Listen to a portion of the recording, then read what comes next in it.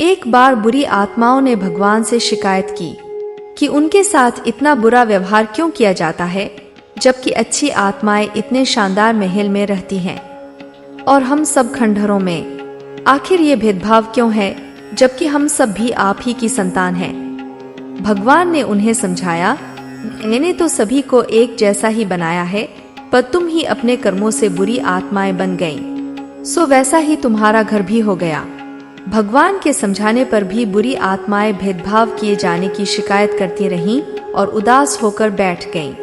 इस पर भगवान ने कुछ देर सोचा और सभी अच्छी बुरी आत्माओं को बुलाया और बोले, बुरी आत्माओं के अनुरोध पर मैंने एक निर्णय लिया है।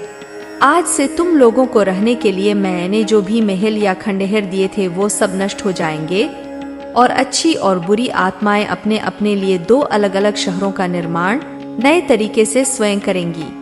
तभी एक आत्मा बोली, लेकिन इस निर्माण के लिए हमें ईंटें कहाँ से मिलेंगी? भगवान बोले, जब पृथ्वी पर कोई इंसान अच्छा या बुरा कर्म करेगा तो यहाँ पर उसके बदले में ईंटें तैयार हो जाएंगी। सभी ईंटें मजबूती में एक समान होंगी। अब ये तुम लोगों को तय करना है कि तुम अच्छे कार्यों से बनने वाली ईंटें लोगे या बुरे कार्यों से बनने वाली ईंटें। बुरी आत्माओं ने सोचा, पृथ्वी पर बुराई करने वाले अधिक लोग हैं, इसलिए अगर उन्होंने बुरे कर्मों से बनने वाली ईंटें ले ली तो एक विशाल शहर का निर्माण हो सकता है। और उन्होंने भगवान से बुरे कर्मों से बनने वाली ईंटें मांग ली। दोनों शहरों का निर्माण एक साथ शुरू हुआ, पर कुछ ही दिनों में बुरी आत्माओं का शहर बड़ा रूप लेने लगा। उन्हें लगातार ईंटों के ढेर मिलते जा रहे थे और उससे उन्होंने एक शानदार महल बहुत जल्द बना भी लिया। वहीं अच्छी आत्माओं का निर्माण धीरे धीरे चल रहा था। काफी दिन बीत जाने पर भी उनके शहर का केवल एक ही हिस्सा बन पाया था। कुछ दिन और ऐसे ही बीते। फिर एक दिन अचानक एक अजीब सी घटना घटी। बुरी आत्माओं के शहर से ईंटें गायब होने लगीं। दीवारों से, छतों से, इमारतों की नींवों से, हर जगह से ईंटें गायब होने लगीं और देखते ही देखते उनका पूरा शहर खंडहर का रूप लेने लगा।